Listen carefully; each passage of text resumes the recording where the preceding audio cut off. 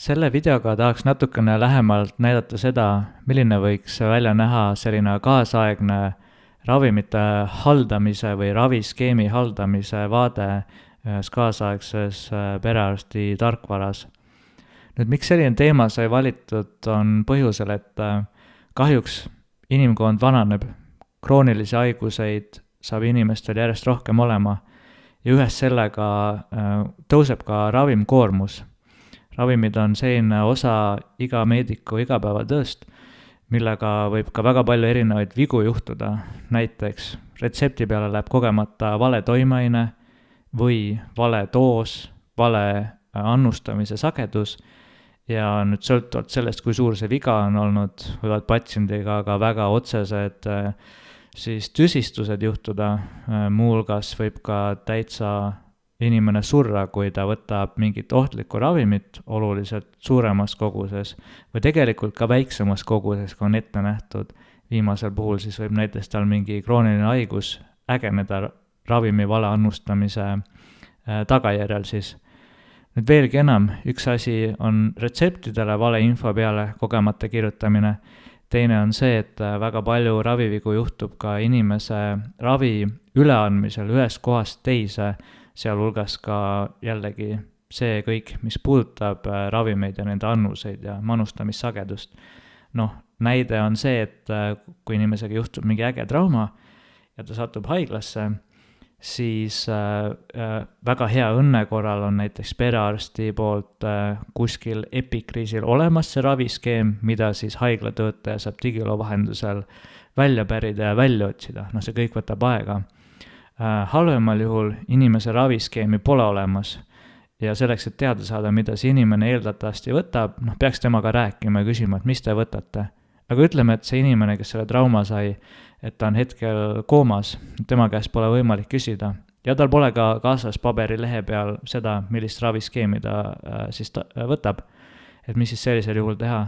Parim asi, mida praegu saab teha, on see, et see haiglatöötaja läheb digiretsepti keskusesse, lööb selle lahti, võtab kõik need retseptid välja sellise pika dokumendi roduna ja püüab sealt niimoodi tagasi vaatavalt tuletada, et mida see inimene võiks võtta. Ja seal võib tekkida juba vigu, et sa ei tea, mis on see viimane raviskeem, mis inimest tegelikult siis, mis tema kroonilisi haigusid näiteks kontrolli all hoiab. Nüüd, kuidas meie oleme mõelnud, et sellist probleemi lahendada või vähemalt leevendada? Selleks tuleb minna siis muidugi eskiisidega edasi, ehk ülevalt menüüst ma näen, et konkreetne patsient on Heino, siis tema on digiloo kaudu avaldanud soovi oma retseptide pikendamiseks, et käime selle protsessi siis läbi, et võtan Heino lahti ja mis vaade siis avaneb. Et me oleme näinud, et võiks olla selline võimalus, et vähemalt inimese pidevalt või püsivalt tarvitatavad ravimid võiksid olla siis raviskeemi vaates igale tervishoiutöötajale nähtavad täpselt samasugusel kujul siis. Et praegu ma räägin küll perearsti programmist, aga sarnasel kujul võiks raviskeem olla nähtav ka haiglatöötajale, ka kiirabitöötajale, meditsiini erinevates punktides inimestele, kes siis patsiendiga tegelevad ja arusaadavalt, kellel on muidugi õigus siis kõnealuseid andmeid patsiendi kohta näha. Nüüd, mis siin siis täpsemalt näha on või mis peaks olema näha selleks, et ravimitega võimalikult vähe vigu teha, et raviskeemid oleks võimalikult täpsed, selleks peab olema tõesti, ekraan on kirju, väga palju asju peab olema korraks näha. Et kõigepealt iga ravimi juures võiks ideaalis olla välja toodud ravimi manustamise viis. Et siin see PO, see on ladinakeelsest terminist, mis tähendab suukaudselt. Et siin on iga ravimi puhul näha suukaudset manustamisviisi. Et miks ei ole siin välja toodud meie ideede kohaselt näiteks, kas tegu on tableti või kapsli või millegi muuga, on see, et ravimvorme on väga palju erinevaid, neid on üle mitme 100. Pigem on tähtis see, kas see ravim on suu kaudu võetav, kas ta on naha alla süstitav, veenisisesi süstitav ja nii edasi, nii edasi. Et selleks, et mitte siis selle tarkvara kasutajad siis segadusse ajada, on termineid siis vähem ja sellised, mis võiksid igale meditsiinitöötajale rohkem tuttavad olla. Siis kindlasti on vajalik ravimi toimeaine, samuti oleks vajalik teada selle ravimi kogust, kui palju seda peaks siis inimene tarvitama ja mitu korda päevas ta peaks seda võtma. Et sellises ideaalses raviskeemis oleks siis juures annustamise sagedus ja millal inimene seda võtab, et kas hommikul või õhtul.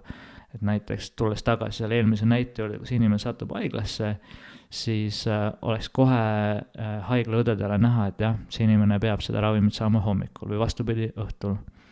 Nüüd, mis siin veel näha on? Siin on näha ravimi brändi nimetus. See on sellel põhjusel siia pandud, et kui on vaja veenduda, et kas inimene päriselt seda ravimit võtab, siis seda saab mitut moodi teha. Põhiliselt tuleb küll inimese käest seda järgi küsida. Ja kuidas seda küsida on, et ma siis saan küsida, et kas sa võtad perindopriili või kui inimene ei tea, et perindopriil on selle toimeaine nimi, siis ma saan talt küsida, et kas te võtate nolipreeli, et see on siis viimati välja ostud brändi nimetus sellele samale toimeainele, et emma-kumma infokillu kaudu ma võiks teada saada selle jah-ei, et ma võtan seda ravimit või mitte, on ju. Samamoodi on siin ka teiste ravimite puhul välja toodud, et geneeriliste ravimite puhul see brändi nimetus võib toimeaine nimetusega enam kokku minna, aga sageli ei lähe. Ja sageli see brändi nimetus on oluliselt lühem või lihtsamini meeldejäetavam, vähemalt patsiendi jaoks, kui siis toimeaine. Et sellepärast on siin konkreetselt siis tervishoiutöötajatele välja toodud, et mis on viimati ostetud brändi nimetus, et selle järgi saaks küsida. Lisaks siin on näha ka seda, et millal kõnealune ravim ja kelle poolt on ta esmaselt sellisesse püsiraviskeemi määratud, et kuupäevaliselt siis. Nüüd, mida veel? Et siin on näha erinevad ikoonid, et oleme mõelnud, et selline teavituste süsteem, ravimite kõrvaltoimete või interaktsioonide teavituste süsteem võiks siia raviskeemi olla sisse ehitatud. Ehk et kui saaks siia kolmnurga peale klikkida või selle peale hõljuda, siis raviskeem näitab automaatselt ära, et jah, selle ravimiga võib olla näiteks see kas kõrvaltoime või mingi muu ravimiga siis interaktsioon, on ju. Lisaks edasi, mis siin siis veel näha on, et oleme mõelnud mitut erinevat uuendust, mis praegu kasutusel ei ole, mis kindlasti vajavad sellist täiendavat arutelu, et kas üldse ja kui, siis kuidas täpsemalt peaks välja nägema.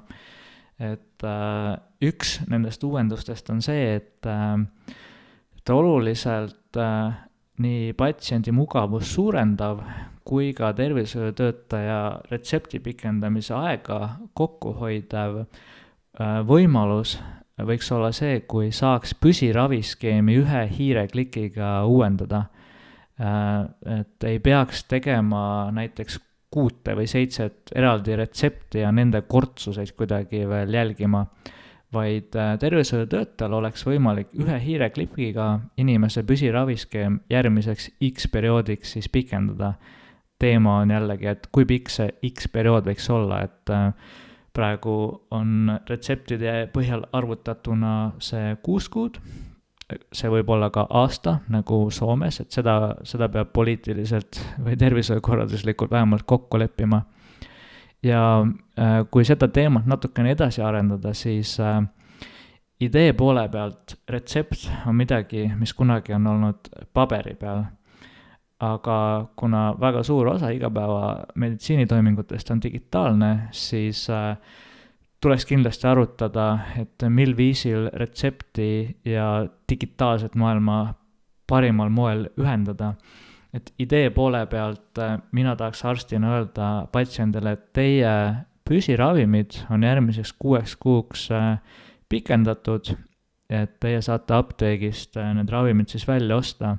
Et ma ei pea üldse ütlema, et teil on nüüd 2 karpi ühel retseptil ja 3-kordne retsept, mis annab sisuliselt 6 kuud välja. Miks see teema on veelgi tähtsam, on see, et kas või sama toimeaine raames võivad olla erinevad brändid, mis osad müüvad 28 tabletti ühes karbis, osad müüvad 30 tabletti karbis.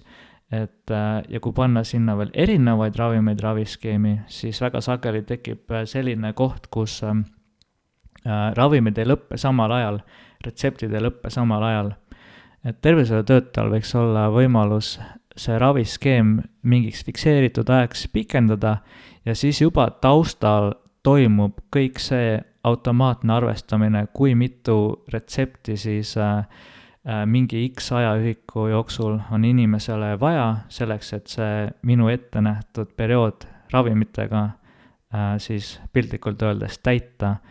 Et kui see tähendab seal selle 6 kuu jooksul mõne päeva võrra siis nihkes olekut, kas siis suurenemise või vähenemise suunas, et see kõik saaks automaatselt taustal siis toimetatud, et inimene ise ei pea ka mõtlema konkreetselt selle üle, mitu retsepti tal veel alles on, vaid ta saab alati ajast juhinduda.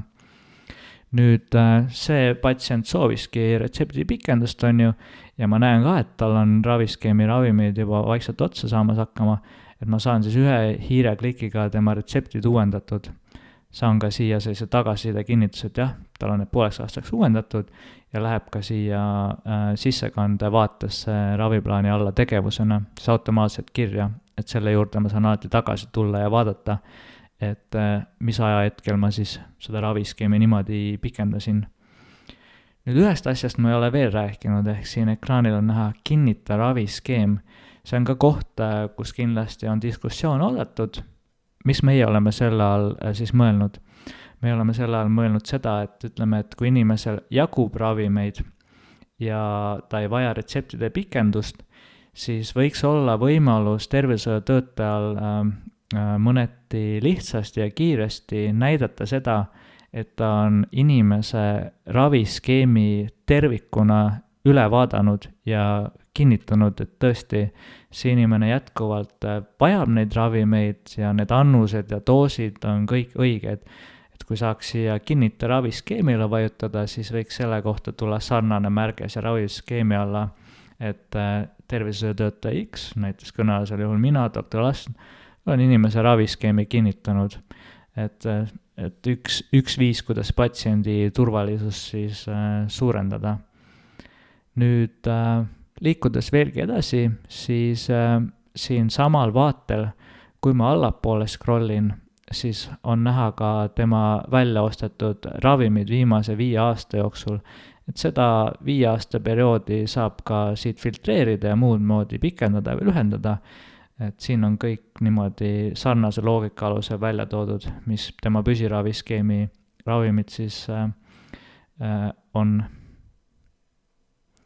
Nüüd veelgi enam, kes on juba kohe alguses täheldanud, siis kohati on see vaade päris värviline. Et miks see päris värviline on? Me oleme mõelnud seda, et selleks, et tervishoiutöötaja haaraks kohe, kui ta on inimesega, ütleme selle eskiisidega pikemalt tegelenud, et ta haaraks kohe värvide järgi ka aru, et sarnased värvid tähendavad seda, et need ravimid, mis inimene tarvitab või on välja ostnud, et need kuuluvad samasse ATC ravimigruppi, et kõnealusel juhul metoprolol ja perindopriil ja siis veel antikoagulant ja antiagregant, et nad kõik seostuvad kardiovaskulaarsüsteemiga ja me oleme seostunud veel kardiovaskulaarsüsteemi siin punase värviga. Ja kui liikuda siin allapoole, siis on näha, et neid värvikoode on igasuguseid erinevaid antibiootikumide puhul saab kohe näha, et isegi kui ma ei suuda ära fikseerida, et mis antibiootikum see on, et tekst on pikk, siis ma kiirel pilguheitmisel saan aru, et siin on 3 pruuni riba ja see tähendab, et ta on erinevatel ajahetkedel ostnud antibiootikumi siis välja. Ja paneme kirja ka, et see inimene anamneesi all, et ta on soovinud siis retseptide pikendumist ja ta ütles mulle, et kõrvaltoimet ei ole ka täheldanud, et selle fikseerin ka siia. Ja sellisel viisil siis saangi inimese raviskeemi üle vaadata ja tema ravimid siis pikendada. Nagu öeldud, igasugune tagasiside on oodatud, mis puudutab seda, milline võiks välja näha siis püsiraviskeemi vaade milline võiks välja näha ka ajutiselt tarvitatavate raviskeemi vaade, seda siin näha ei olnud, sest seda me ei ole siin niimoodi rakendanud, ja kas ja kuidas oleks vajalik siis see kinnita raviskeem funktsionaalsus, et kas see oleks vajalik ainult pidevalt tarvitatavate ravimite puhul või saaks see kuidagi toimida ka ajutiselt tarvitatavate ravimite puhul. Et kõik need mõtted on ühe sõnaga oodatud.